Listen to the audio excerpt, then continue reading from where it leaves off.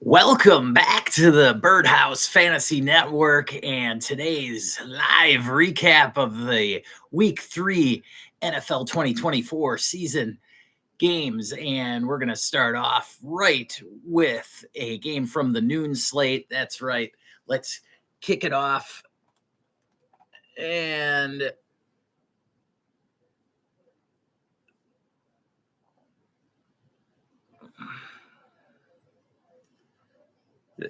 there we go.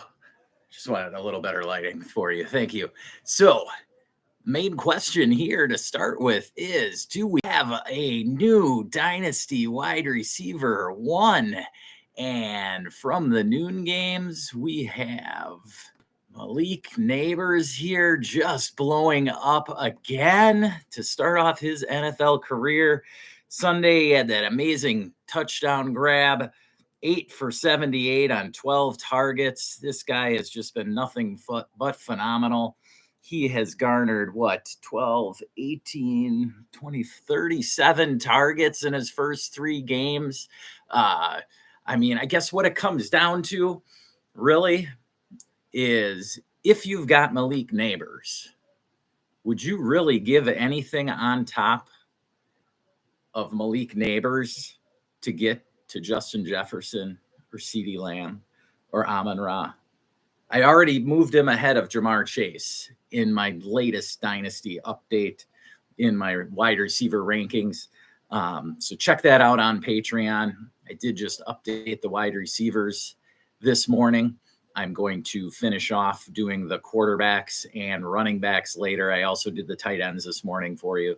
So check those new rankings out over on Patreon.com/Birdhouse Dynasty Show and get your ranking updates now. That's right. What else happened in that Giants-Browns game? Well, Devin Singletary lit it up points-wise. He had 65 yards on the ground along with a touchdown.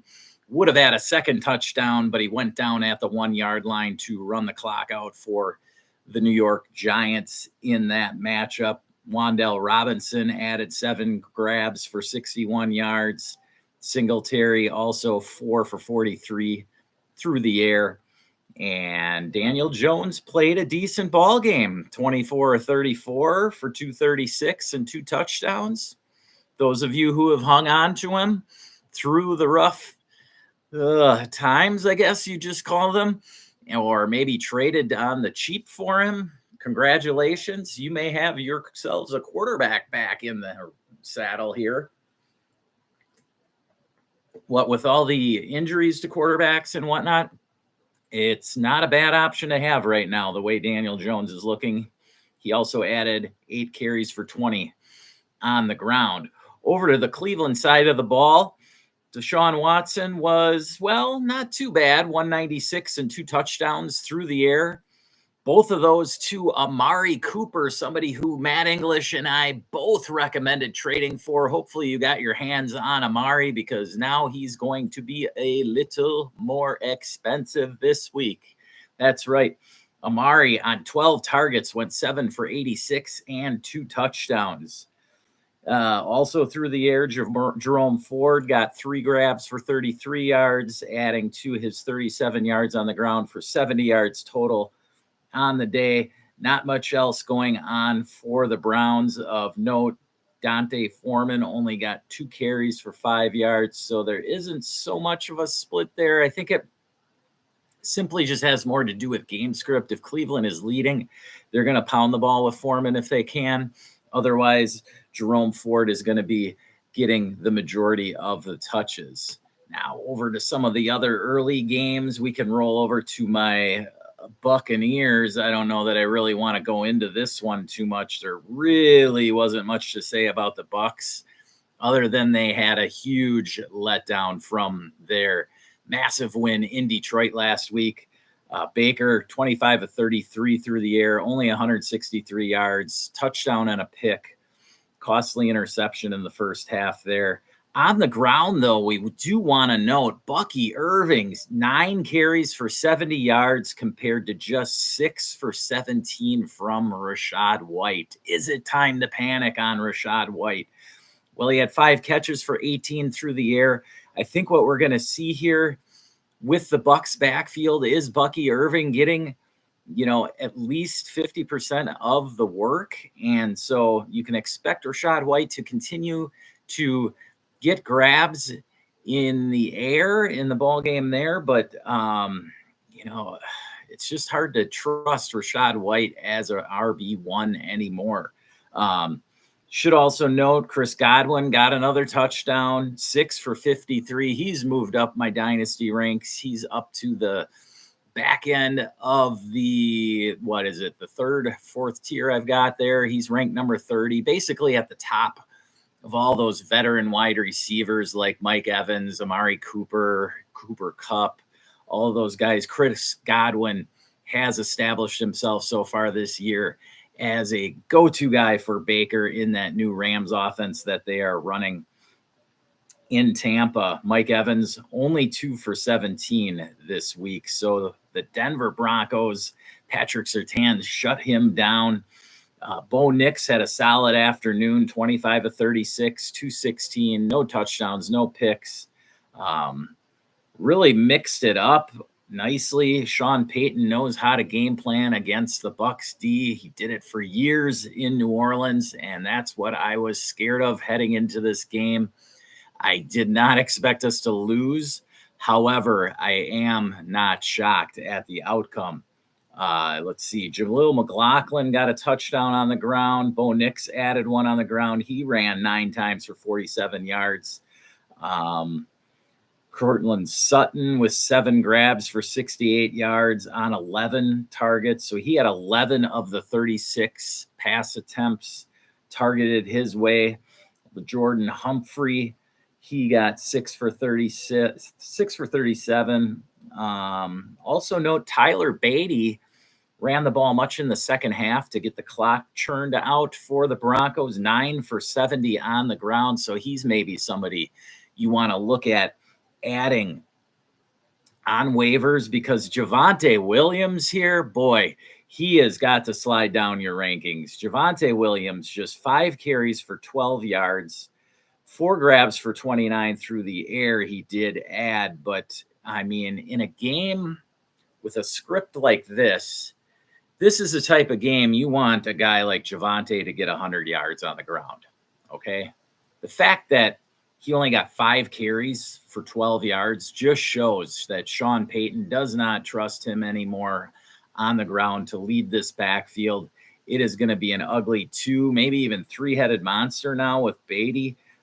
So the Broncos did get the win, but fantasy-wise, it is an ugly situation there. You could trust Cortland Sutton maybe as a back-end wide receiver 3, 4, 5-ish type on your teams. But Javonte is just barely startable anymore. Moving along to some earlier game action. Let's check out let's go over to the Packers-Titans game where Malik Willis starting his second game for the Packers. Wow. I mean, wow. Matt LaFleur is doing a job with Malik Willis. He had 202 yards through the air on just 13 of 19. Added a touchdown pass to Emmanuel Wilson, the second string running back. Willis also added 73 and a touchdown on the ground. Just playing this offense, manufactured offense, really just made up on the fly for Malik Willis. Kudos to the Packers coaching staff for recognizing what they had and what they did with it. Opposed to last week, we didn't see so much from Josh Jacobs this week, just 14 carries for 43 yards, no touchdowns, 1 grab and 5 yards for 5 yards through the air. Emmanuel Wilson outscored him. I mean, Emmanuel Wilson put up 12 for 50 on the ground, added 2 for 35 with that 30-yard touchdown through the air. So Emmanuel Wilson stepping it up. Packers receivers, Jaden Reed led the team in targets, 6 targets, 4 for 50 in the catches. Christian Watson, 2 for 67, caught a big 37-yarder. Other than that, though, it is pretty ugly for the Packers, who are expected to probably be seeing Jordan Love back in the saddle next week. So check out your waivers. Start scooping any Packer wide receivers back up who may have been dropped in your shallower leagues, like Dontavian Wicks, maybe even Romeo Dobbs got dropped. I doubt that people dropped Jaden Reed, and probably not Christian Watson either.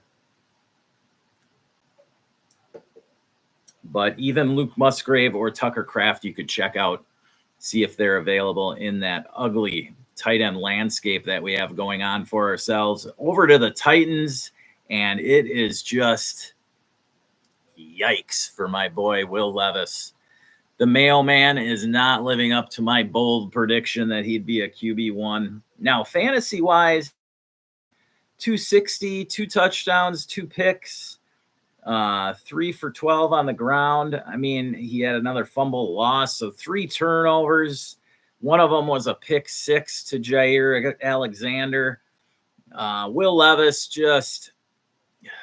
he's basically untradeable. I mean, I wouldn't want to give up on him yet. It's still early in the season. The Titans are 3-0 or 0-3. I mean, Packers moved to 3-0.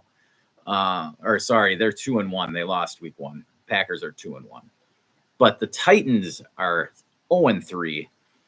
It's looking ugly for Levis. However, there's a lot of moving parts here, a new offense. I don't see them just giving up on the season and going over to Mason Rudolph, because in my opinion, a move like that, that's what it is. It's giving up on the season. So let's just hold our horses here. DeAndre Hopkins did get 7 targets, 6 for 73 and a touchdown. Tyjae Spears added 4 for 54 through the air. Not much going on the ground at all, though, for the Titans on the day, other than Levis's rushes. I mean, between Pollard and Spears, they had 8 carries for 21 yards. They need to get the ground game going a little bit for Will Levis to actually start seeing some nice play action opportunities to, give the guy a chance. All right. What else do we have? Calvin Ridley, only 3 targets, 1 for 9 on the day, basically equal Treylon Burks output. So after Ridley had a monster week 2, just did not come through this week. Tyler Boyd, 3 for 33. Chidokonkwo, 2 for 15. Nick Vannett had the other touchdown grab from Will Levis. All right, let's move on to another game that was expected to have some fireworks, and that would be the Houston Texans and Minnesota Vikings. And unfortunately for you Texans owners, it was simply Sam Darnold all day long, and the Minnesota Vikings, Sam Darnold, 4 touchdowns on 181 yards. Aaron Jones added 102 yards on the ground, 5 for 46 through the air, and a touchdown. So Aaron Jones having a monster afternoon. Justin Jefferson, 6 for 81 and a touchdown, doing his thing. Jalen Naylor, who has surprised in the absence of Jordan Addison and his injury. Jalen Naylor gets 4 targets, 3 for 31 and a touchdown. That is back-to-back weeks for Naylor. Let's bring him up here. Still have Malik Neighbors up there. I'm so excited about him and his dynasty prospects. But Jalen Naylor here is definitely somebody you want to be looking for on your waivers. Yes, that's right. 3 touchdowns now. He's probably scooped up in the majority of your leagues, but he's caught a touchdown in every game this season so far. But back to Sam Darnold. I mean, Sam Darnold has just done everything the Vikings could have asked for and more. I mean, look at these totals. 8 touchdowns, 2 picks so far on the season. So, I mean, the Vikings could not be happier with Darnold's performance. He's getting Justin Jefferson his targets. He's making the offense move. They are 3-0. They have not had, I couldn't tell you the last time they had a start like this. And so, I mean, it is going to be quite the matchup next week. Hopefully we get Jordan Love back for their matchup with the Packers. And also note, I mean, TJ Hawkinson and Jordan Addison have been out. Addison played week 1, but then got injured in that game. And so once he gets those weapons back, boy, I don't know what this offense could entail. All right, let's move on to another big game. And this one, our boy Saquon Barkley, who I was high on this offseason. Many were down on it. They thought that losing Jason Kelce at center for the Eagles was going to bring down the Eagles offense maybe to the level they were in the second half of last season. But no way. Saquon has taken charge. $147 on the ground, 65-yard touchdown, one of his 2 rushing touchdowns on the day, added 4 for 9 through the air. Saquon is the number 1 running back this season. And this is a case where I wouldn't mind buying high. Eagles are running the offense through Saquon, especially in the absence of A.J. Brown. Maybe AJB is back next week, but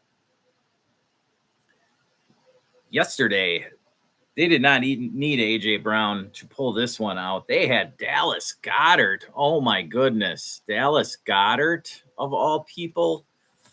Well, he put up 10 for 170. 10 for 170?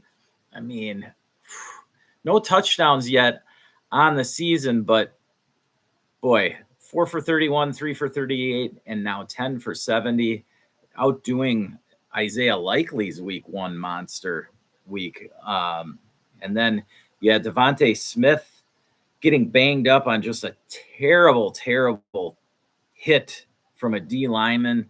2 of the Saints corners were dragging Devontae Smith backwards 5 yards. I don't know if you saw it, but and I don't know if you want to see it. It was ugly. So our prayers out to Devontae Smith. Hopefully he's ready for action next week. That could be trouble for Jalen Hurts if AJB and Devontae Smith are out next week. Hopefully that isn't the case.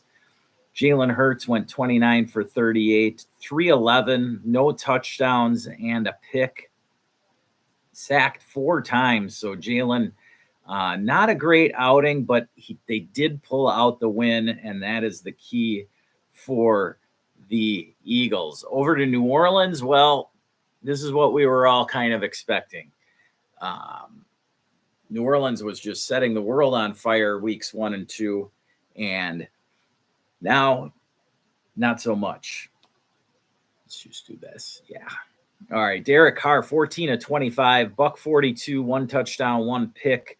That touchdown did go to Chris Olave, who we were happy to see bounce back here. 6 targets for Olave, catching all of them for 86 yards and that touchdown. Alvin Kamara still doing his thing, getting the massive work.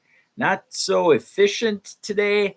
It was 26 for 87 on the ground, and then another 3 for 40 through the air. So definitely he got up to 127 total yards on the day, but that was really it. Rashid Shaheed, 5 targets and a big donut. So hopefully you were able to get out on Shaheed. If you were able to, kudos to you.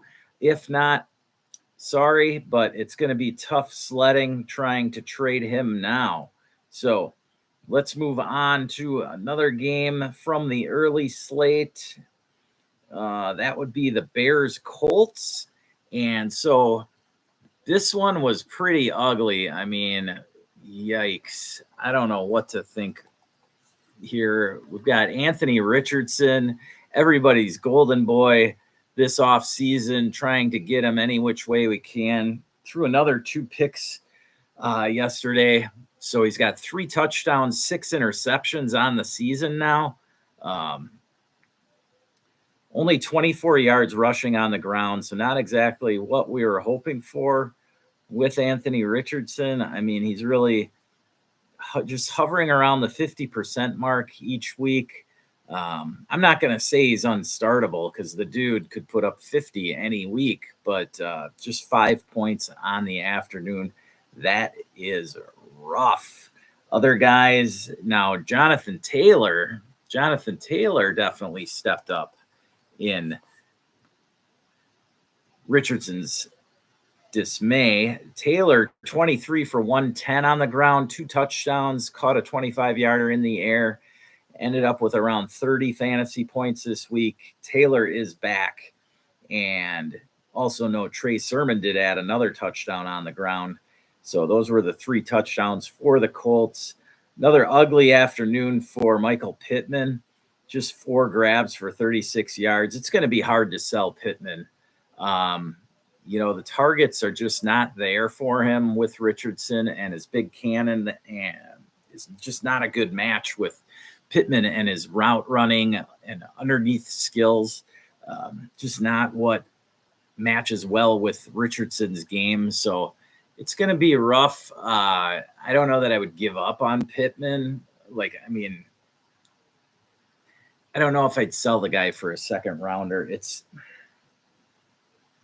just hard to give up on him. I think you're just going to have to eat it and, use him as your 4th or 5th wideout for much of this season.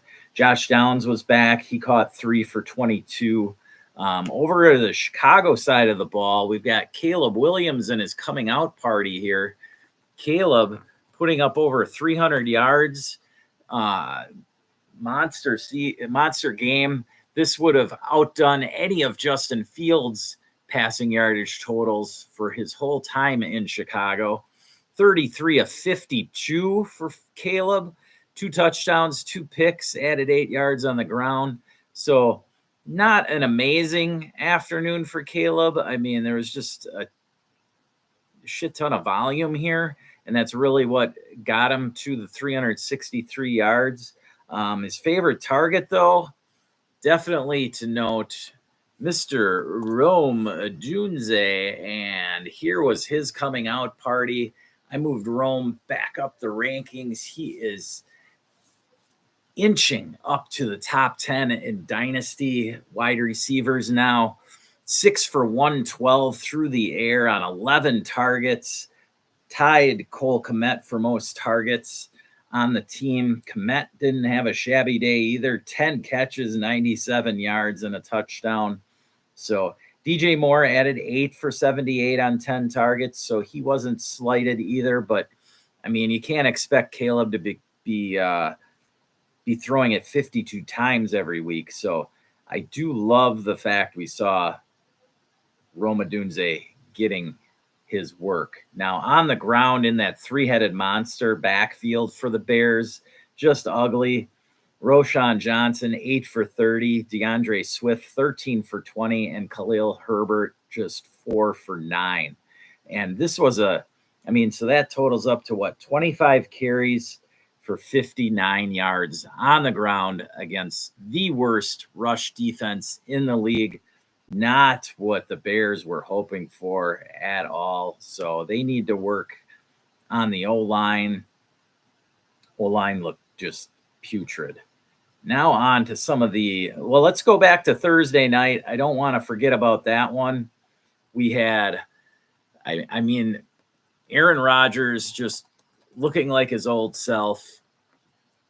Rodgers, 27 of 35, 281, and 2 touchdowns, no picks. Added 18 yards on the ground, amazingly, somehow. But the big story to me was Braylon Allen. Braylon Allen just showing up on prime time here. The numbers don't do him justice.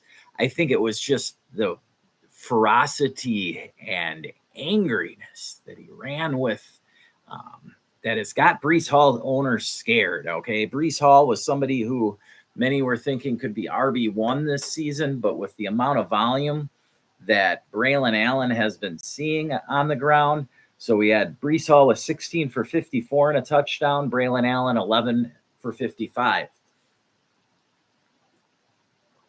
Going back to week 2, where I believe Breece Hall had 12 carries, Allen had 10. So you can see what I mean. It's not looking great for Breece Hall to be RB1. Now, I think that this will help Breece Hall stay healthy all season long, so you can get that. But as far as a high end RB1, 2, or 3 season for Breece Hall, that might be tough to accomplish. Now, it's not out of the realm of possibility. I mean, the Jets do want to run the ball. Okay, that is their MO. And there's been seasons in past, like immediately comes to mind Alvin Kamara and Mark Ingram, the one season in New Orleans.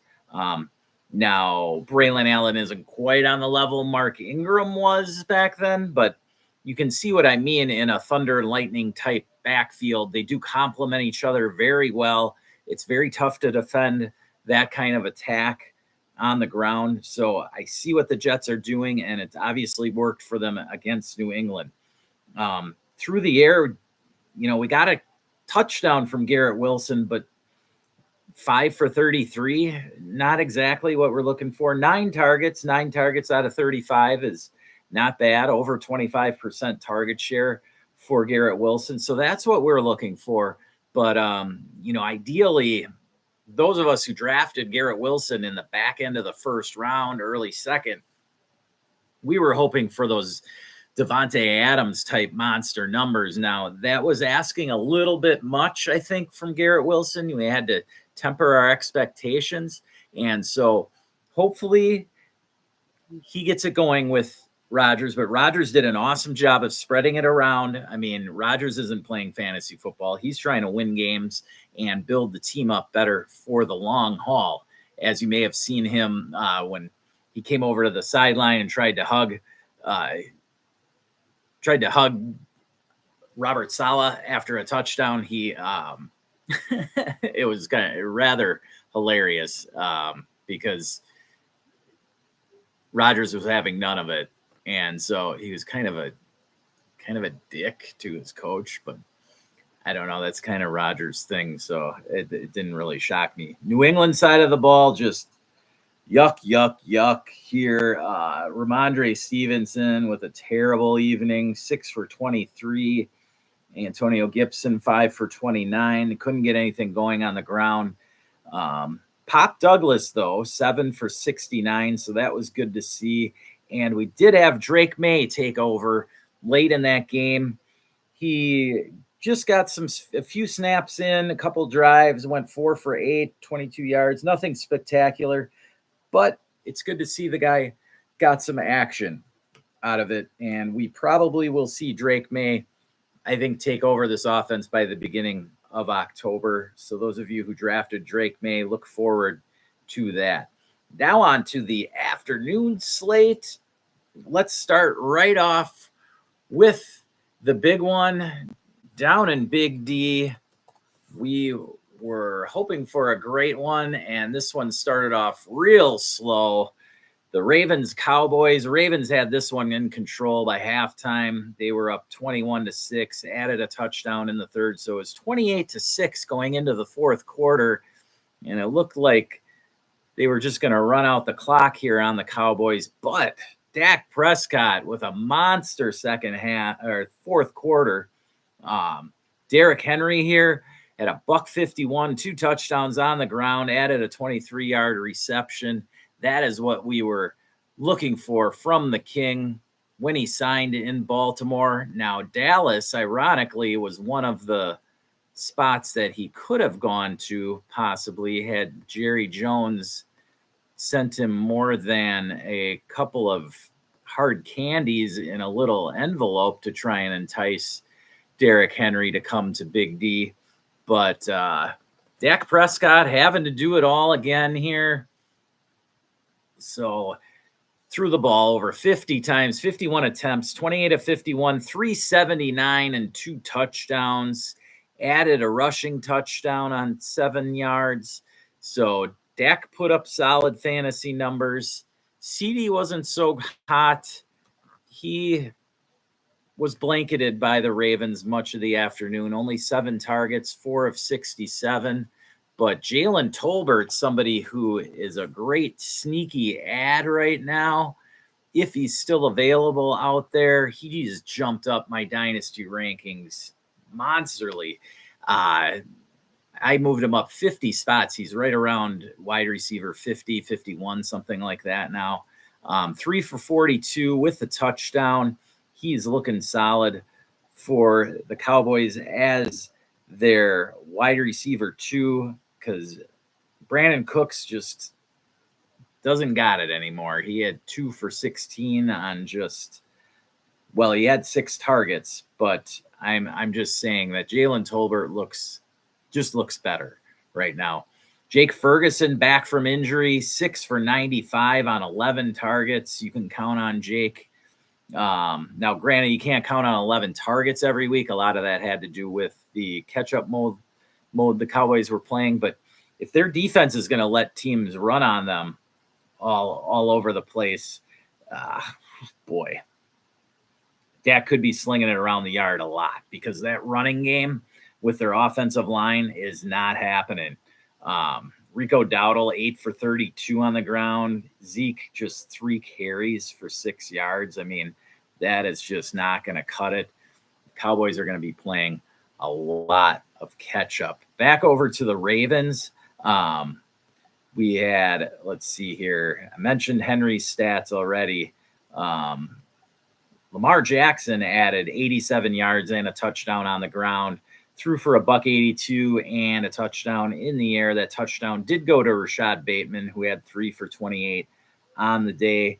Zay Flowers with a stinker, only 3 catches for 20 yards. Did have a big catch at the end of the game to convert the first down and prevent the Cowboys from one last final gasp drive. Now, other games on the late slate, let's check out the Lions-Cardinals game. And the Lions looking to bounce back from their loss to the Buccaneers last week. Now, we're going to bring up, let's see here. We're going to bring up Mr. St. Brown. Amon-Ra, 7 for 75 and a touchdown, doing his thing. Jared Goff making sure that he is feeding his main weapon healthily. Not so much with Sam Laporta, though. Just 2 targets to the start of the season, tight end 1. 2 targets, 2 catches for 36 yards. Let's bring up Laporta here just so you can see how putrid his lines have been. Look at that. Only 10 targets on the season for the guy who started the season as tight end 1. Since has been usurped by Brock Bowers. We'll get in Brock Bowers later. But Laporta, there's not much you can do. I mean, you don't want to sell low on him. You just got to hang on to him. I think that eventually he will see some good games. But a lot of this, honestly, you could put it on Jameson Williams, but J-Mo only had 3 targets for 1 catch for 9 yards in this one. Mainly kind of had game script here. The Lions only threw the ball 23 times. Goff came up with 199 yards, 2 touchdowns, and a pick on the afternoon. But on the ground here, David Montgomery and Jahmyr Gibbs combined for almost 200 yards. Montgomery getting over the century mark with 105 yards on 23 carries, added a touchdown. Monty is just doing his thing. All right. He's at RB9 here on the season. I mean, exactly what you want for your maybe hero or 0 RB builds. David Montgomery continuing to just be the man. And Jahmyr Gibbs, 16 carries compared to Montgomery's 23, added 83 on the ground, did get a touchdown off of a hook and ladder from Amon-Ra. So no catches there for Gibbs, but 20 receiving yards they counted as. And so he did get over 100 total yards on the day and that touchdown. Over to the Cardinals side of the ball, we got the young rook Marvin Harrison stepping up once again today. 11 targets, 5 for 64, and the touchdown. So Kyler Murray not having any trouble finding his new shiny rookie. Kyler added 207 yards through the air, one touchdown and a pick, 45 yards on 5 carries on the ground for Kyler on the day. Not a bad day, but definitely not the outcome he was looking for. Note, Michael Wilson did get 9 targets, 8 for 64.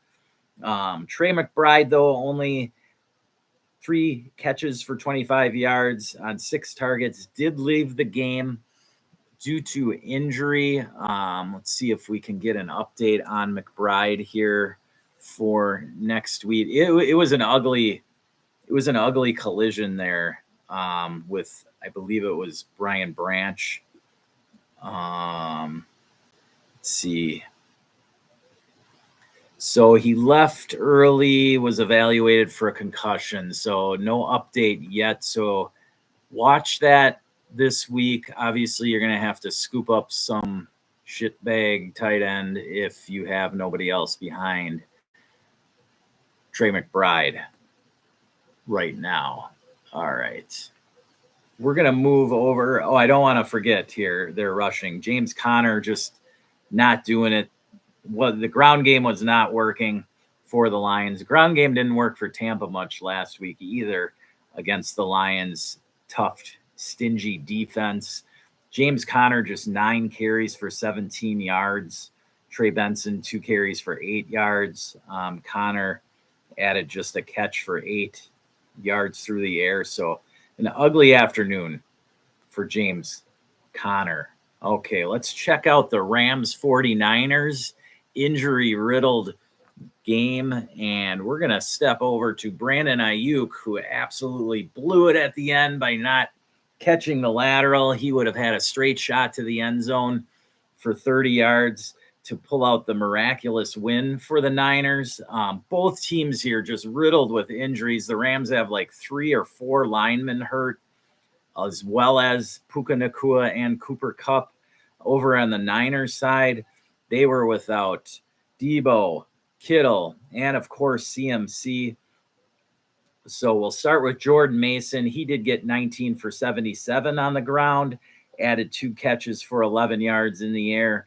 And now Brandon Ayuk here, he did get 10 targets of Purdy's 30 attempts. So that's a nice 33% target share, but just 5 for 48 for him. The big story, really, I mean, here, we'll check out Ayuk here quickly.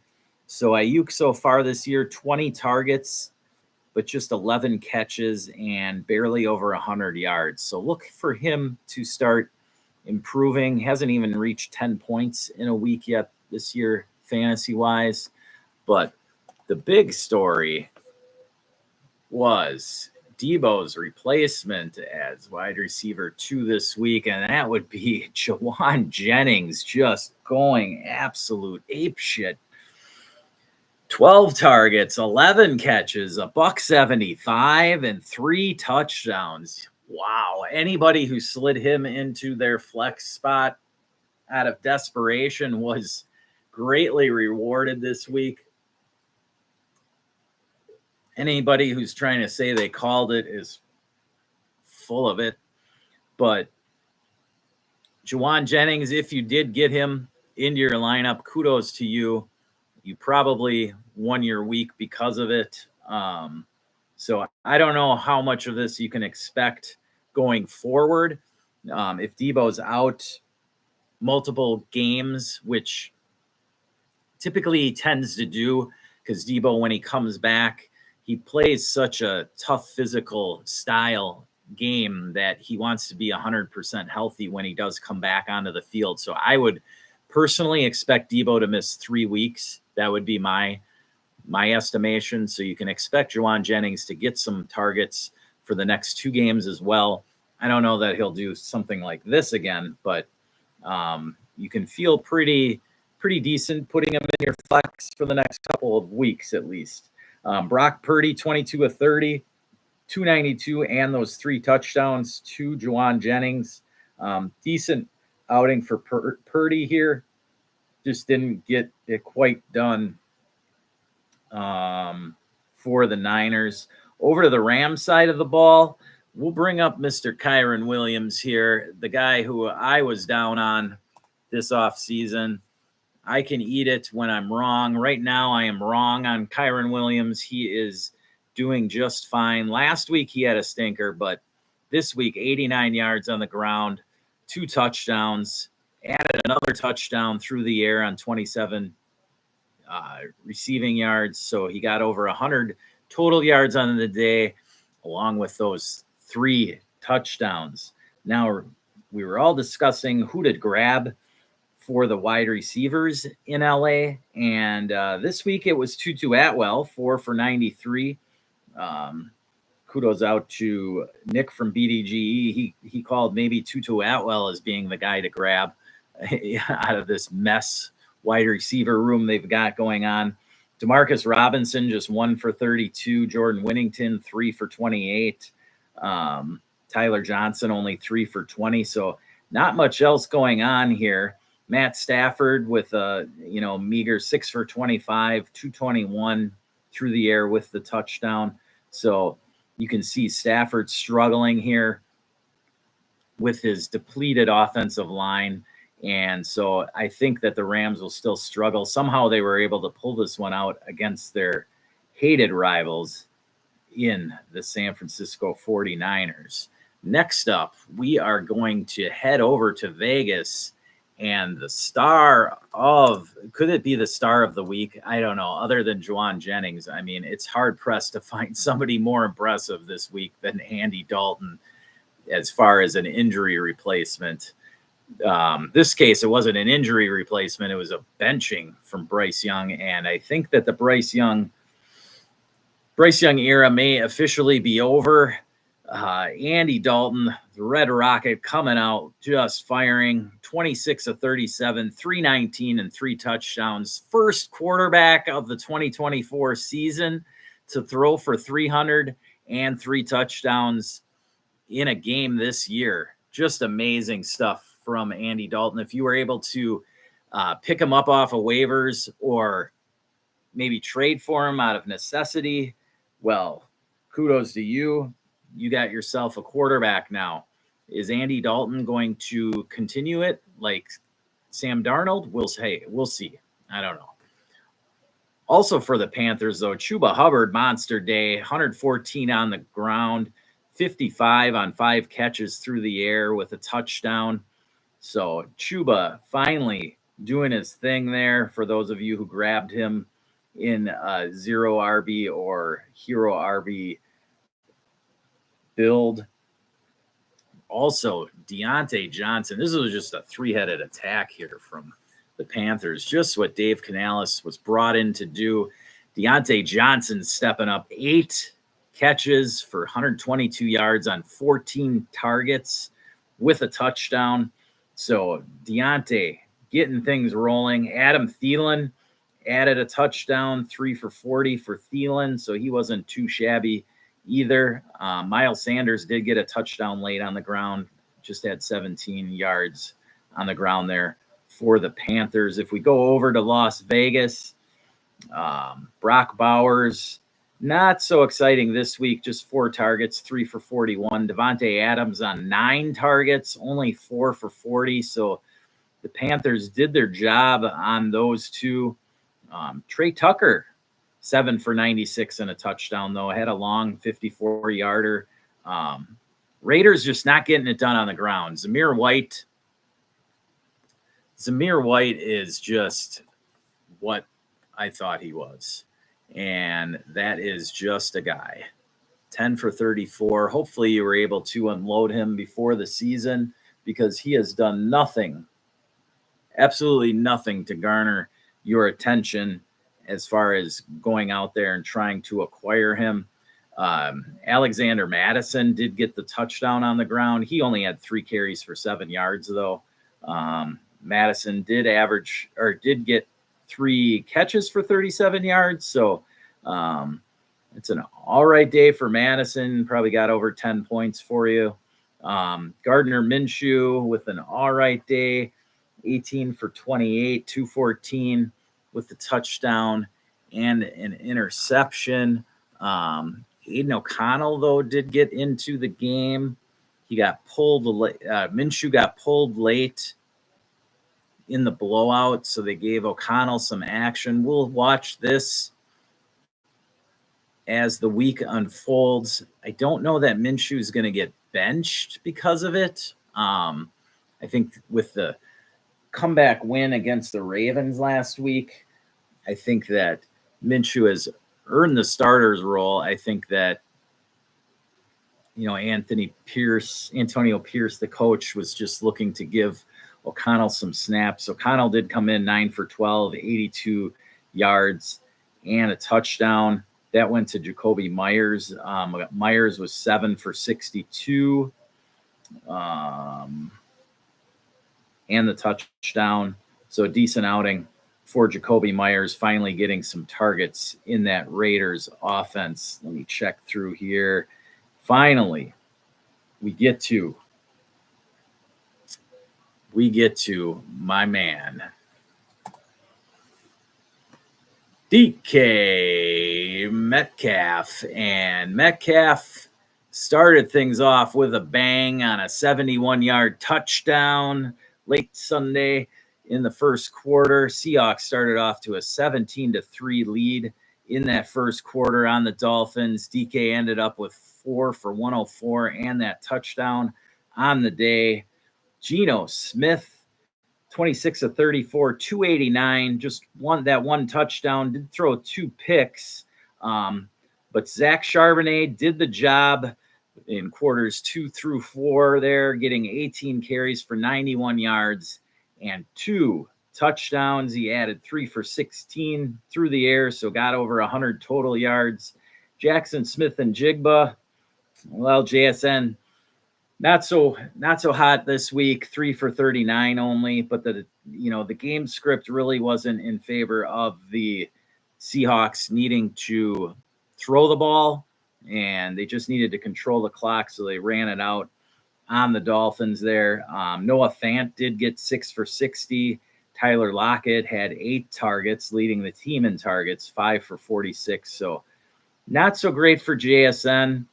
If you were looking to trade him, I mean, I don't know. I'm not looking to trade JSN just yet.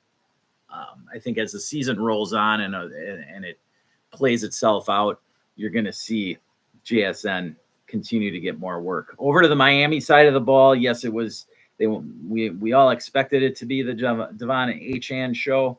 Only 11 for 30 on the ground. Did get 5 targets, 3 for 28 through the air, but no touchdowns for Achane.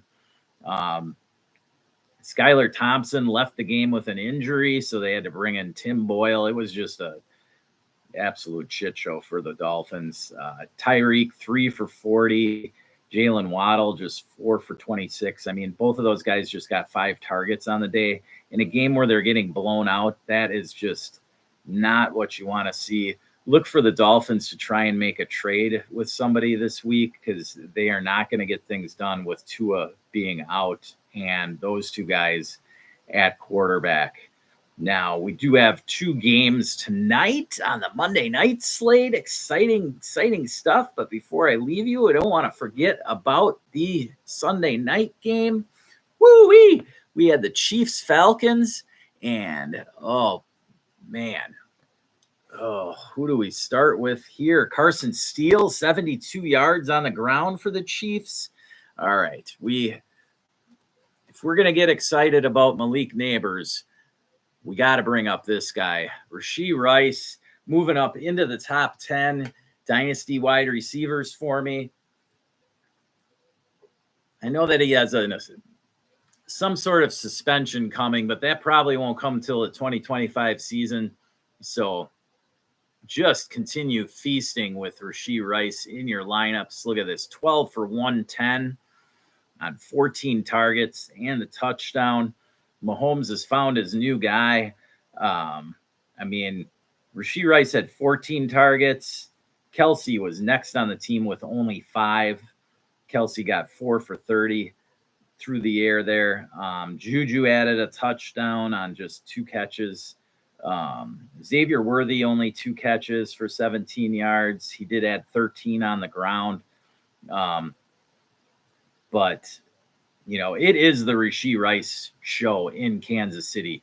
Over to the Atlanta side of the ball, you know, some questionable play calling, I guess you could say. Maybe the pass interference that could have been called on Kyle Pitts in the end zone would have helped. But ultimately, Bijan just 16 for 31 on the ground, did get in the end zone once. Bijan added 2 catches for 21 yards through the air. Darnell Mooney, 8 for 66. Cousins seems to like him, so that's good for you Mooney owners out there. He is a back-end flex play weekly. Drake London, just, you know, starting where he left off last week, catching a touchdown in the same corner of the end zone, wide open this week. London looked good. I like what I saw. 9 targets on 29 attempts from Cousins. Hopefully we'll see more passing volume here and there from the Falcons. I'd like to see Bijan get more involved in the air. But needless to say, I'm not worried about this Falcons offense. As Cousins gets more acclimated to things, they are going to continue to improve week to week. So no worries from any of the weapons from the Falcons. Kyle Pitts had a monster 50-yard grab where he got tackled down inside the 1. That's where Bijan got his touchdown. Could have been a touchdown for Pitts that would have really made his day special, but otherwise just 2 for 59. And again, that one in the end zone where, yes, everybody was going to argue he should have had pass interference called. Anyway, let's get ready for tonight's action. That would be Jacksonville at Buffalo. So some Josh Allen, Trevor Lawrence action there. And then we also have starting up later, 45 minutes later, it'll be the Bengals and Commanders from the jungle. That's all I've got for you today. Any questions, check me out on buymeacoffee.com/Birdhouse Dynasty show. And with that, I want to remind you all to never stop working.